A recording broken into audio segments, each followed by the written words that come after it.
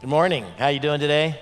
Good. Awesome. So the last few times that I've taught here at Grace Church, I've dealt with some very difficult subject matters like waiting on God and your wallet and how you have to learn to trust God with your money. And so today, because it's Memorial Day weekend, I thought maybe we'd just do a lighter sermon today. So what I'm going to deal with today is how you deal with difficult people in your life. So I thought that'd be a lighter subject for us to talk about. So we're going to start with the idea that everybody has something in common, that we have difficult people in our lives. Would you agree with that? And this is what the Bible says, this is so powerful, is that how I deal with difficult people is directly tied to my relationship with God. He makes it tied together. In fact, Jesus goes as far as to say that I am to love my enemy. And that is no small command. That is a huge command. And he ties that together with how I then respond to him and how he responds to me. And that is so crucial. So would you agree with me that loving my enemy, loving difficult people is not just a nice subject matter, but it is essential, it is monumental in our approach to living the Christian life out as God has intended us to live it out. Would you agree with that? So that's what we're going to deal with today. So this is, I would suggest, maybe it's just me, but I would suggest that you would lean into this particular sermon because the reality is that this affects your prayer life. How you're dealing with difficult people affects how God responds to you in prayer, affects how he blesses your life. And so this is so important. So I want to start here. So I know this is going to be hard for you to swallow, and maybe some of you are going to reject what I'm about to say, but I don't care. I'm going to say it anyway because I love you. Did you know, I'm talking to you, not the person sitting next to you, did you know that you personally are someone's difficult person? You are. No exception. No exception. I know that you might think that everybody just loves you, but I'm telling you, there are people that are talking behind your back.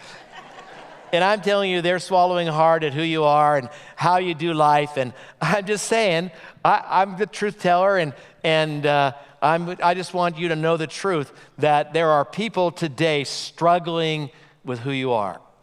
So let's start there, because that is a very humbling thought to know that somebody is struggling with me and how I do life and how I live my life. And because I believe that for me to be able to understand how to deal with difficult people, I need to understand humility in my life. And humility begins when I understand who I really am and how people are responding to me. Does that make sense to you? You with me so far? All right. So I pray that right now that you'll just breathe in this prayer. God, please teach me something today. Open my eyes, open my heart so that I can really respond to your word in the right perspective. Sometimes, however, when we're dealing with difficult people, it starts with humility, but sometimes when we are dealing with difficult people, there are times that attacks come to our way and they take us off guard. So I want to tell you a parable that kind of tells you how life works, and then we're going to go from there. So a little bird was flying south for the winter, and it got so cold that he couldn't fly anymore. So what he did is he found a field, he landed in the field, and he thought his life was over. It was a bad day for this little bird, and he was shivering, and all of a sudden, there was a cow that came upon him, and he dropped a pile of manure right on this bird's head. And he was thinking, man, can it get any worse than this? But then, as he was sitting there in this pile of manure, he realized that it was warm, and it was warming him up, and that soon that he would be healthy enough and he would be warm enough that he could fly away. And so, as any good bird would do, he started chirping because he had joy in his heart over this fact that this bad situation is now turning out good for him. And then all of a sudden, as he's chirping, a cat comes along. And I'm not going to tell you the rest of the story of what happened. You can fill the blanks in there. But here's the moral of the story. This is what I want you to see. Not everyone who drops manure on your head is your enemy. Just not your enemy. And not everyone who digs you out is your friend. You got that? Sometimes, even though it may seem bad, even though difficult circumstances happen, sometimes, in fact, almost all the time, God uses that difficult circumstance in our life to do something. And sometimes when people come along and try to help us and dig us out, that's not always what God has intended for our lives. So with that story, let's just dive right into it. I want to show you a Bible verse today because here at Grace Church, we love the Bible. So Hebrews chapter 12, verse 14, this is what it says. Strive, think about that word, strive for peace with everyone. How many? Everyone. And for the holiness without which no one will see the Lord. The word strive there is a very interesting word, but I want you to notice first, before I explain that word, what that word means, I want you to notice that this is an imperative, meaning that it's a command. This isn't a suggestion. This isn't like a stop sign where you're suggested to stop. This is a command. That was a joke, by the way. You're supposed to stop at stop signs.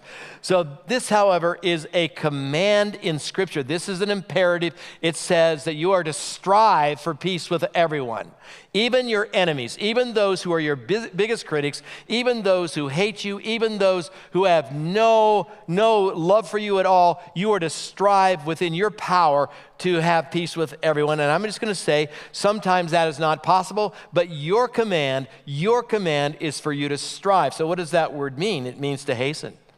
It means to run after, going hard after something with the intent to catch it. That's the command that God has for you. And it is tied, how much you strive to have peace with others is tied to your relationship to the living God. Now get that. That is so important for you to hear, for me to say, and for you to hear that this is tied to how God now responds to you as you strive to have peace with all men. Because we're to love our enemies, because God is very clear about that. So where do you start? If I'm supposed to strive, run hard after with the intent to catch, how do I start? Where do I start with that process? Well, let me remind you of something that's so important. We are no longer in the Garden of Eden. That's where you start. We're no longer in the Garden. This is Reno. And in Reno, Nevada, there are difficult people that we're going to deal with every day. Some of those difficult people are in this room in your life, okay? And I might be one of them. That's okay. I accept that. I'm my most difficult person that I have to live with every day. So I remind myself it's not the Garden of Eden. This isn't the Garden of Eden. And understand, difficult people are used by God. This is so good. I just love when the Bible's true, don't you? And it always is true. Difficult people are used by God to sanctify you. That's the truth. God uses 3 tools to change our lives. Maybe more than that, but these are the 3 tools that I know of. First of all, he uses the Bible. The Bible is a very good tool for us to use, and God uses the Bible to change our life. Amen? He also uses difficult circumstances in our life. Sometimes we get a pile of manure dumped on our head. God uses that to sanctify us. He uses that to change our life. And the third thing that God uses to change our life is difficult people. He uses that to sanctify us, to set us apart, to make our lives different than it was before. It helps us take one step closer to Jesus. And how we respond to difficult people makes all the difference in the world. So Winston Churchill, you all know him, right? Winston Churchill was in his last year of office and was tending a ceremony. Several rows behind him were some people that weren't very nice, and they said, they were talking among themselves loud enough for Winston Churchill to hear this, and said basically that we hear that Winston Churchill is becoming senile in his old age. And so when the ceremony was over, Winston Churchill turned to these men and said, in a spirit of gentleness, he said, "Gentlemen, they also say he's deaf." Now think about that. So difficult people are going to be used, and how we respond to them makes all the difference in the world. So what makes a person difficult? How do I identify difficult people in my life? There are several different ways that we can identify them. Sometimes what makes a person difficult is their ignorance, right? We live in a culture that's fairly ignorant on a lot of stuff. and sometimes ignorance. People just don't know the truth. And so oftentimes there's ignorance in their life, and that makes them hard to deal with. Anybody ever experienced that in this world? Come on now. Ignorance makes it difficult to sometimes brush up against people. What I struggle with the most is the idea that what makes people difficult is people who are insecure, because insecure people are people that attack you on a regular basis, because they attack you because they want to make themselves secure. They want to make themselves look better and you look worse, because somehow, some way, that makes them feel better about their already miserable life. So insecure people are very difficult people to be around, and I want to just suggest that we live in a very insecure world. So as a result, all you have to do is go on social media and you'll discover that people are attacking one another, right? Come on. I mean, there's arguments and it's a very unhealthy place to be sometimes. And then there's another idea. What makes somebody unhealthy is the idea of jealousy. Sometimes I just am jealous at, what God has done in your life and how he's prospering you. And I look at my life, my pitiful life, and I look on Facebook and social media and I'm going, man, my life isn't that good. And it's just not. I mean, you're posting your pictures of Maui and I'm going, I'd like to be there. Right? And you're posting your pictures of, wherever else you've been in the world, and you're sipping wine and you're eating crackers, and I'm going, man, would I like a life like that? I mean, that's not my life. And so sometimes jealousy takes over, and pretty soon now, if I'm jealous, I'm going to be kind of unkind to the people that I'm jealous of, because again, it makes me feel better. And then sometimes, the reason people are difficult is because they're just downright evil. And we're going to talk about how we respond to evil people in just a minute. But just note right now, that sometimes, we live in a culture that is black and dark, and without the light of God's gospel shining on it. And oftentimes, because of evilness in our culture, there are just bad things that happen to really good people. There are 4 kinds of difficult people. 4 kinds the first kind is what I'm going to call hypocritical people. These are people that say one thing, they say they love me while they're sticking a knife in my back, right? They're saying one thing to my face and another thing at the water cooler, or another thing to their friends, and I get that, I understand that. And so sometimes what makes people evil and what the kind of person they are is they're hypocritical. But here's the thing that you need to remember. This is so good. I'm just going to tell you right now, you're a hypocrite. Okay? Can I just say that out loud? Shane's the nice one. I'm the guy that just says hard things to you, okay? So here's the thing. You're a hypocrite. You know why I say that? Because you're not yet practicing everything you know to be true. Is that not right? So you're saying one thing with your mouth, you sing one thing to God, and then on the other side of your mouth, you're saying, anybody here ever gossip? Come on. Church, we have to tell the truth. Anybody here gossip this week? Nobody's raising their hand. Thank you in the back. Thank you, thank you, thank you. You didn't leave me out there. Come on now. We have this propensity to feel the need to speak about people, and I don't know why, but sometimes it's just not right, so sometimes we gossip, and sometimes we just say one thing and do another thing. That's hypocrisy. And by the word hypocrisy comes from a word, literally a Greek word, which literally means to act. Sometimes we're just playing the role of a Christian, but in reality, you and I look in the mirror and we know what we're really like. We know the hatred and bitterness, and we know the resentment sometimes in our soul, and yet we come to church and we act as if it's okay and we're okay. So there's the hypocrite. And we have to love hypocrites because the church is filled with them. Jesus had them. He was the only one that wasn't a hypocrite. Everybody else, Peter said, I'll never deny you. And then he denies him just hours later. So we're hypocrites, and that's okay. If you're looking for a church that has no hypocrites in it, then you probably should not come to church, because the church is filled with hypocrites, right? But we're hypocrites in progress. And that's the key word, progress there. And then this is the kind that I struggle with the most. There are people who manipulate There are the people that, the hard person that I have to deal with that just try to manipulate. They want something from me, so they say the things to me that makes them believe that somehow, some way, I'm going to give them what they want. There's the people that are manipulative. That was easy for me to say.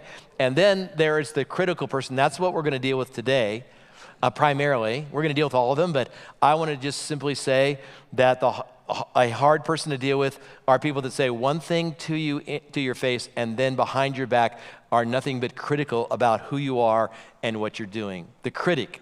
And sometimes they say it to our face. So we're going to talk about, when do we listen? When do we not listen? When do we respond? When do we not respond? And so I think that will be very helpful to you. There are two, and by the way, there's one other class, and that is the needy. Those are the people that cling on to you. They're hard to deal with because you're saying, come on, just give me some space here. Don't grab on too hard here. I need some space. So there's the needy person who is difficult. There are two wrong responses to difficult people. The first wrong response basically is the idea of to curse them. To curse them. How dare you? So there's that response, and just being openly critical to them back. And then sometimes we nurse them. That's a wrong response. We don't tell them the truth.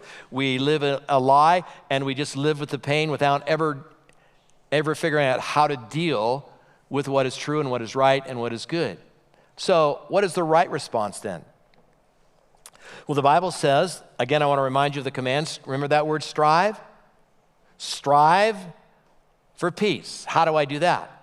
Today, let's focus on the critic in your life. So I want to answer a series of questions that I think will be helpful to you. So the first question is it when do I listen to the person? And just curiosity, anybody here have people that no matter what you do, it's never enough? There's always something that you lack. Anybody like that? Have people in your life like that? Okay. I'm just saying it's a real deal. So how do I deal with them? So when do I listen? In every case, you listen to them, except when they're evil. And I'm going to explain that in just a minute. I'm going to show you that the Bible says both in the Old Covenant and the New Covenant that if there's someone who is habitually evil, I am under no obligation before God to listen to their criticism in my life. But here's what I need to know. 5% of even my worst critics are typically right. I mean, 5% of their criticism is going to land, and they're probably grabbing something that's true about my life. So at some level, it's kind of hard to work your way through that. So let's talk about it.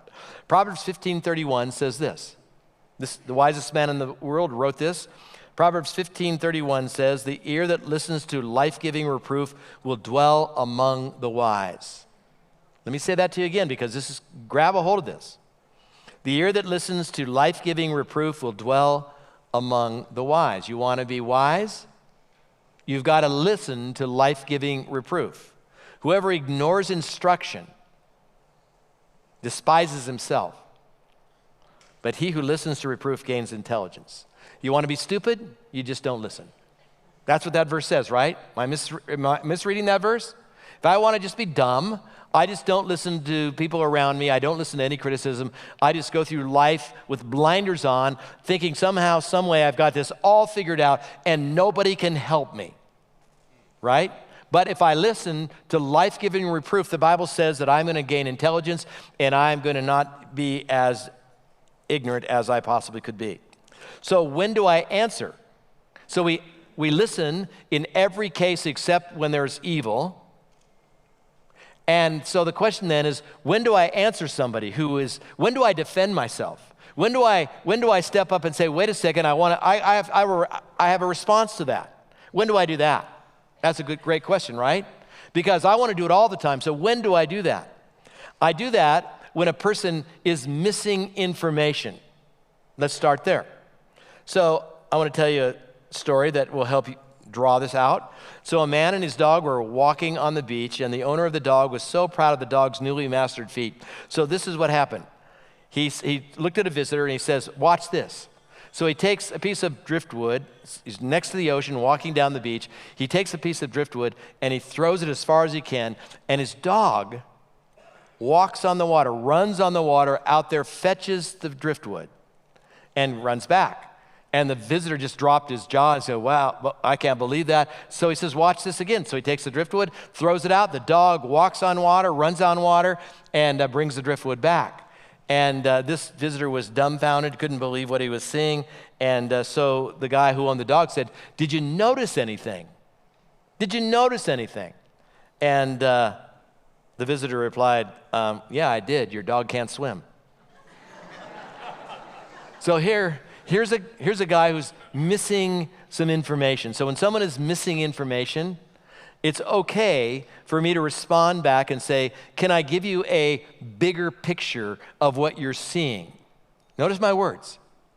When someone doesn't have the full picture of something, it's okay to fill in the blanks so that they have a bigger picture, because oftentimes people are just looking at glimpses and making a judgment call on your life without having all the facts put together. Happens all the time. So it's okay to respond to them when they don't have all the information. So when do I answer? When I believe that the person that I'm talking to that's criticizing me is open for change. That somehow, some way that I can help them make an adjustment in their life. I give a response. See, it's not about me. If I'm just defending myself because my ego is hurt, that's the wrong motive. I mean, my ego needs to get hurt oftentimes because that's how God changes my life. So when it's not about me, when I'm making it about them, that's when I respond back. When I sense that they are open to change, then I can respond back and help them see something, respond differently, and help them along in their journey with God. That's okay. That's a good way to respond. When do I answer back? When I sense that I need to seek someone's forgiveness. When I sense that there's an offense, then I respond back and say, I'm so deeply sorry. I don't make excuses. I just said, my bad. I was wrong. Would you please forgive me? So that's when I respond back, is when I sense that I need to seek their forgiveness. That is a really good reason to respond back. When do I ignore criticism? There's a time to ignore criticism. There's a time to ignore it in 3 circumstances. This is good stuff, by the way. There are 3 times when I should ignore the critics in my life. Number 1 is when a person demonstrates an habitual critical spirit. When they demonstrate that this is a person that, they see the glass half empty all the time. Nothing is good enough. They have a habitual critical spirit. Then I'm just going to ignore that because there's nothing I can do to please them, because no matter what I do, it's never going to be enough. It'll never be enough. So I ignore them when they demonstrate an habitual critical spirit in life. I ignore them when a person is emotionally unhealthy or wounded, because that person too is operating out of a sense of a wound. I mean, it's like an animal that's wounded is very dangerous, right? An animal that gets caught in a trap, you go up and say, hey, nice little wolf, that's not a good choice. That's not a good choice. This animal is going to be very angry and mean. And so when do I ignore this person is when I sense that they're emotionally unhealthy in life. And so let me tell you a story that kind of helps unpack that. So Ben Kingsley, the Academy Award-winning actor who starred in movies like Iron Man 3, Schindler's List, Gandhi, amazing actor, could never get his parents' approval of his career. And the reason for that is that they wanted him to be a doctor and not an actor. And so they were always, not only were they not approving of his decision to be an actor, they openly mocked his decision to be an actor, his parents, because they were living out of their own sense of wound or expectation and not saying what's best for him. That's emotionally unhealthy. So how then do I know if someone is emotionally unhealthy? Well, in Matthew chapter 5, verse 10, 15 verse 10, it says this. This is Jesus speaking, and he called the people to hear him and said to them, Hear and understand this. It is not what goes into the mouth that defiles a person, but what comes out of the mouth, this defiles the person. So when I'm listening to somebody and I can see words of defilement, when I can see that, when I can hear that, and I can see that clearly, that out of their mouth is coming things that just aren't right. And, if you listen long enough, you'll see it. So when someone is emotionally unhealthy, I have the opportunity not to listen. The third circumstance is when a person is just evil, factious. So in Titus chapter 3, verse 10, this is what it says. For a person who stirs up division, notice those words, for a person who stirs up division, after warning him once and then twice, have nothing more to do with him. That was Paul speaking. The one that wrote 1 Corinthians 13 that says endures all things, love is kind, love is gentle, love is all this. He writes to Titus and he says, as for a person who stirs up division, after warning him once and then twice, have nothing more to do with him, knowing that such a person is warped and sinful, he is self-condemned. So someone who is genuinely evil, I'm not responsible to God to listen. Now here's the key to receiving criticism. Again, I want you to understand, I have to put on you, to receive any form of criticism, I have to put on an act of humility. I've got to put on, not an act, that's the wrong word. I have to put on humility. I have to put on humility to receive anything because I've got to put my ego aside and I've got to recognize that God wants to grow me. So I've got to understand that. You with me so far? So how do I receive criticism? Well, one major principle that I put into place in my life is simply this. I can't please everybody. Who does God want me to please? And that's him. I can only please one. I have to live for an audience of one. That's Jesus, right? For God himself. So I'm not going to please everybody. So I have to put that as the backdrop, and then I have to respond in accordance with that humility. I'm only here to please God, and maybe God wants me to hear this. So have anybody here ever heard of a guy by the name of George Whitefield? Old dead guy. And I did a survey in this, of the people that work at Grace here earlier this morning when we were in a meeting. And I said, how many of you all know who George Whitefield is? And out of the people that I surveyed, nobody knew who George Whitefield was. And I'm thinking, okay, well, I've got to instruct the church who George Whitefield is because this is so good. George Whitefield lived in the 1700s, died when he was 50-some years old dead guy, and God used him as the person who initiated and was a part of the first great awakening in America. Through this man, the Spirit of God swept through the colonies. I mean, people were crying out. They were repenting of their sin. People were getting saved everywhere.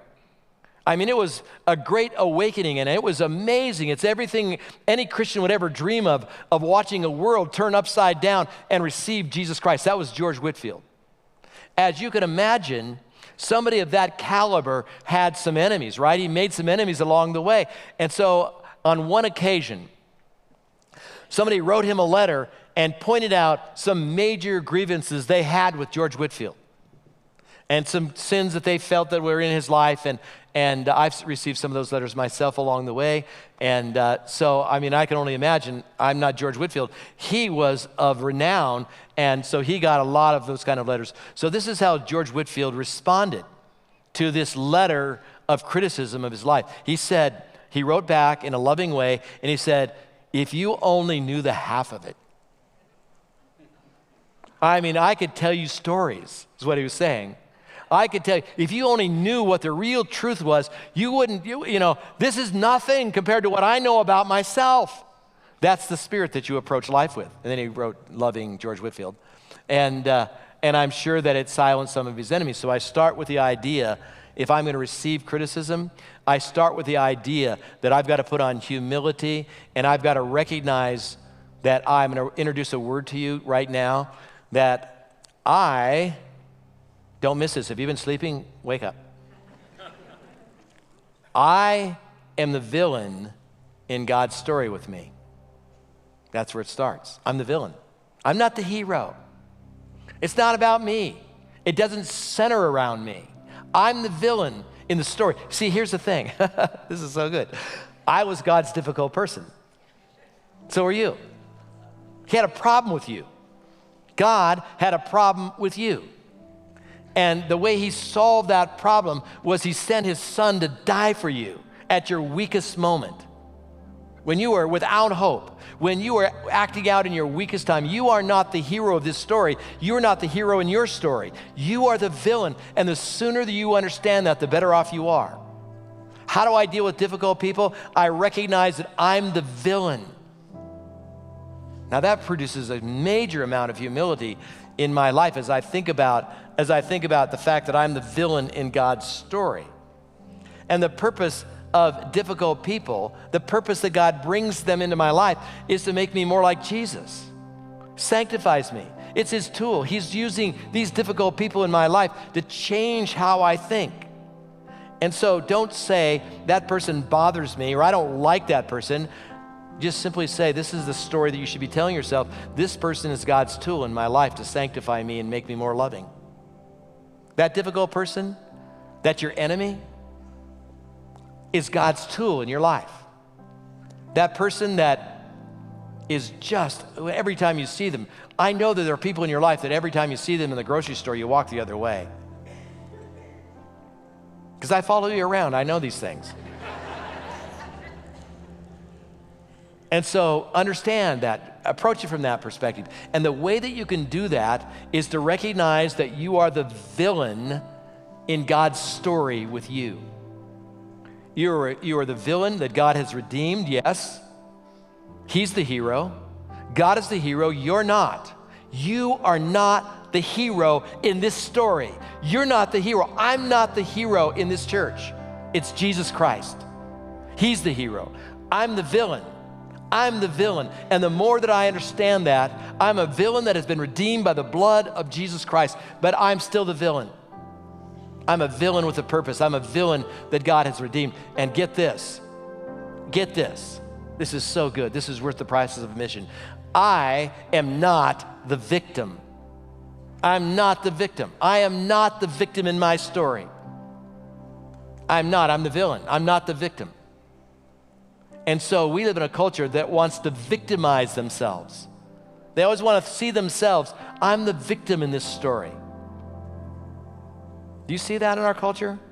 I hope you see it in your own life because it's true. Anybody here felt sorry for yourself? Come on, you're making yourself the victim in your story. And I think, honestly, that if anybody is qualified to step on this stage and talk about not being a victim, it's me. And I say that with great humility. Because 18 months ago, I got my life ripped away from me in an illness. And I could have played the victim card. I could have said, I'm the victim in this story. God, where are you? I'm the victim here. 5 to 6 months ago, I lost my son in a tragic death. I'm not the victim. I'm not the victim in my story. That's why I'm telling you, you're not the victim in your story either. I don't care what's going on in your life. I don't care where you're at. I don't care who's angry at you. I don't care what's going on in your life. I'm telling you, by the grace of God, listen to me carefully, you are not the victim. That divorce you went through, that you're still angry and bitter at, you're not the victim. That death you had in your family, you're not the victim. That friend who betrayed you, you're not the victim. It starts when you recognize and you get on your knees before God and you say, I'm the villain. I'm the villain in my own story. And when you do that, God moves in. When you do that, God moves in. You are the villain in your own story. And that statement gives you the power to then deal with very difficult circumstances. When you see yourself as the villain, not the victim, it gives you the power then to face whatever needs to be faced. I'm telling you, this is the truth. This is the gospel. The gospel story is the story of the hero of heaven.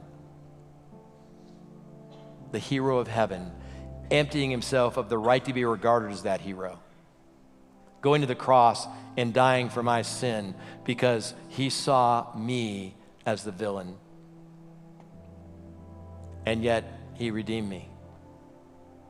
And I'm forever grateful that he redeemed this villain. I'm forever grateful. So here's what I want you to say with me out loud. Listen to me carefully. Say it out loud. There's something about saying words out loud that have impact on our own soul. I am not the victim. Say it with me. I am not the victim. Say this with me. I'm the villain in God's story. I'm the villain in God's story.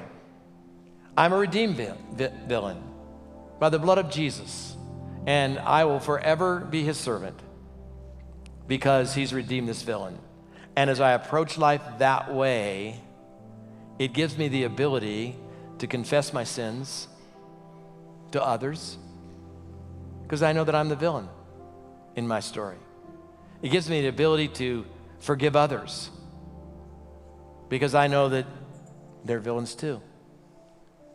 No difference. We're just villains bumping up against each other. And there's a hero in this story. The hero in this story is Jesus Christ, who emptied himself and made it all real for us. So the truth is, it's not church that redeems you. It's not religion that redeems you. It is the blood of Christ. But it doesn't happen. If you're here today and you've never crossed that line of faith, listen to me carefully. The church can't save you. Religion can't save you. The only one who can save you is the hero of the story. And he lived 2,000 years ago, went to the cross and died and rose again. That's the story of the cross. And so I'm going to ask you a question. You and me, eyeball to eyeball, I'm going to ask you a question. Who do you need to forgive? Who are you holding on to as if somehow, some way you're the victim in your story? Who are you holding on to with anger and resentment in your heart? Do you know how contradictory that is to the gospel story? It's a contradiction to the gospel story that you would consider yourself a victim and hold on to bitterness against someone else. That is just so counterintuitive when you understand the gospel. Does this all make sense to you? This is the gospel. This is the gospel of Jesus Christ. And I'm just going to say, humble yourself. Humble yourself. Accept your role and learn the principle of loving my enemies. And the only way that I can do that is if I don't see myself as a victim, I see myself as well as my enemy as the villain. So then two villains can work this out. Two villains can work this out. And this, my friend, you'll spend $100 an hour in counseling to figure out. I'm telling you it for free. I am.